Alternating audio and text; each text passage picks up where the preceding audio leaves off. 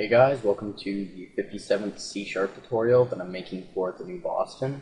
And in this tutorial, I'm going to be showing you how to use the directory class a little bit more. So all you're going to need for this tutorial is a button. Once you have that on your form, just double click on it. So just like in the last tutorial, you're just going to need a folder browser dialog, an if statement checking to see if the user actually selects a directory, and you need to be using system.io.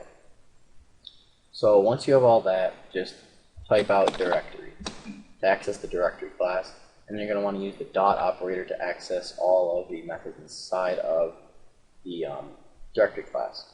So the first one that I'm going to show you is the get creation time method, and what this will do is it will just it says right there, it gets the creation date and time of a directory. So if you wanted to know when a certain directory was created, you can use this method to get that. And it just says the path to the directory, so we need to pass in a parameter for the path to the directory that we want to get the creation time of. And we're going to have it be the folder browser dialog selected path, or whatever the user selects in the folder browser dialog. And we're going to want to display this in a message box. We're going to do message box .show, and we'll just show this in the message box. And right here it says it returns a date time variable, and there's a variable called date time.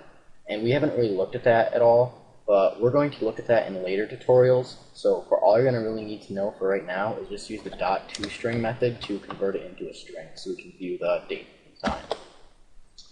So now when we click this button, we should get a folder browser dialog. Yep, I'm just going to navigate to my test folder right here. Click OK. We should get a message box showing the date and time that it was created.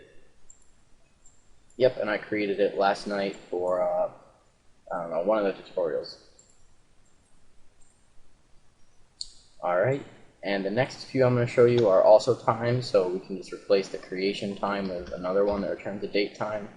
And we're just going to do last access time, and this will just return the last time that directory was accessed. Test folder. Yep, last time it was accessed. And the last thing I'm going to show you is the last write time. And this will just get the last time that the folder was written, or the last time something inside of the folder was changed. So now we're just going to go ahead and browse to our test folder right here. Yep. And this will work for any of the directories. For example, we could do like my desktop or something. And yeah, that was not too long ago.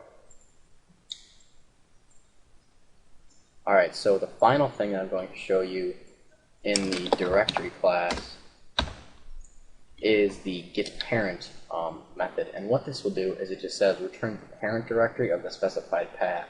So basically what that means is, since that test folder is on my desktop, we should get the path to my desktop.